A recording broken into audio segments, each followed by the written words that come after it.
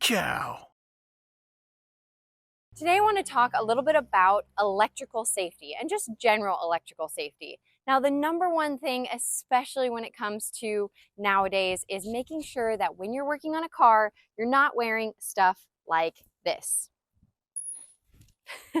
Not only can jewelry get caught on things, but it can also conduct electricity if it's metal. So one thing I really want to address is in a 12-volt system, we have our 12-volt battery here. If for any reason you're using any kind of metal tool, you do not want to touch this metal tool between these two posts. If that happens, you could not only cause a spark, but also you could cause the battery to explode, you could cause it to melt, and we really don't want sulfuric acid going everywhere. So nothing metal between those two battery posts. The other thing that you want to think about is there are a ton of electrical components in here in general. Just being careful when you have anything metal, anything sharp, about puncturing into those wires.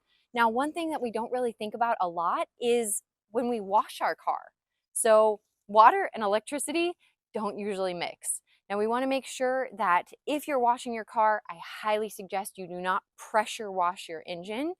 You could use a garden hose, but there is always that risk of getting water into those electrical connectors. So you want to make sure that you're being cautious about that. I do also want to talk a little bit about hybrids. So in a hybrid system, you have your internal combustion engine, but then you also have your electric engine.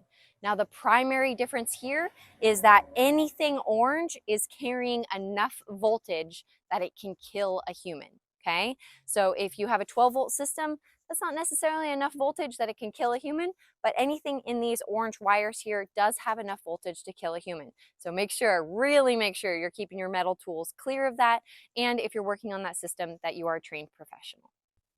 Okay, so the last thing I want to touch base on is so many of our hybrids nowadays have their 12-volt battery in the trunk. So let's go check that out. You would pop your trunk and walk your happy little butt back here. And in this case, we have a couple spare parts in here, but really what we're looking for is our 12-volt battery. Now, again, this is going to be a much tighter space to work in. So if you are taking this battery out, you want to make sure that your metal tools are not touching between the posts. There's quite a few of our hybrids nowadays that have a hatchback style or an automatic opening only on the trunk. So you want to make sure that you know how to fold your seats down manually so that you can get into the trunk if your battery dies.